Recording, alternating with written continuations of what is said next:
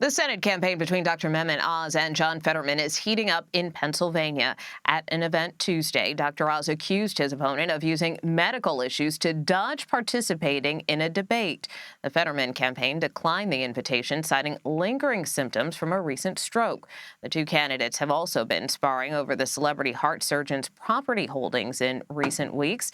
CBS News is learning more about Dr. Oz's Palm Beach mega mansion.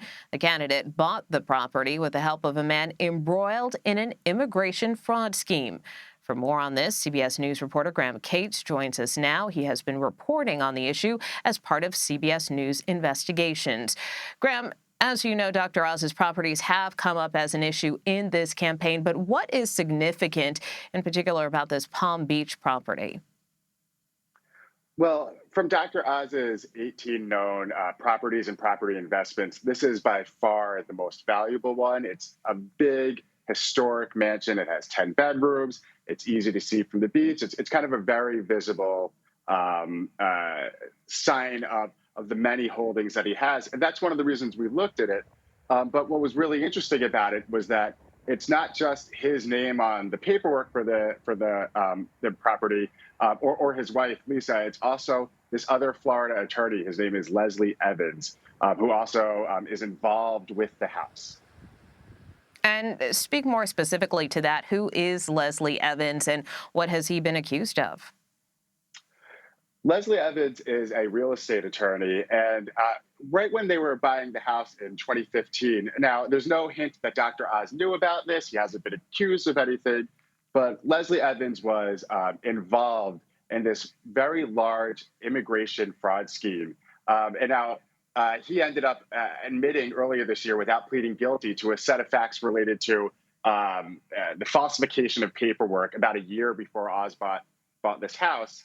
And then in 2018 was part of a group that was indicted for this scheme that lured foreign investors to put money down, about $540,000 each, to invest in this hotel for development purposes. And it was part of this government program that would give you a leg up in the visa application process. But what the government said was that most of this money didn't end up going to the hotel.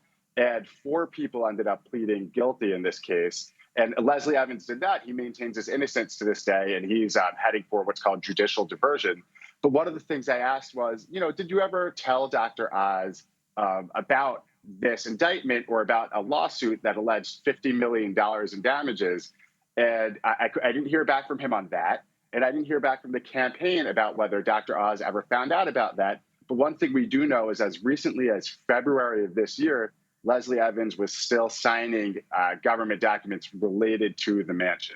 And he actually told me also, I've worked for Dr. Oz for years. And are there any other properties that have been criticized by the Fetterman campaign?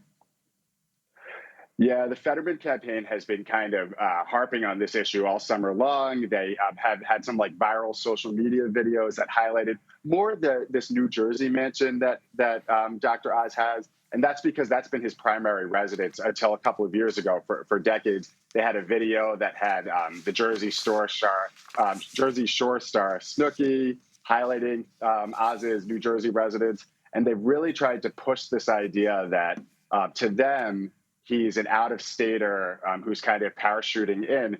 And of course, Oz has sought to turn the page from that, like you said, by hinting at Fetterman's health issues and saying, we should be talking about the issues, not my investments. Graham Cates, thanks so much for your reporting. Thank you.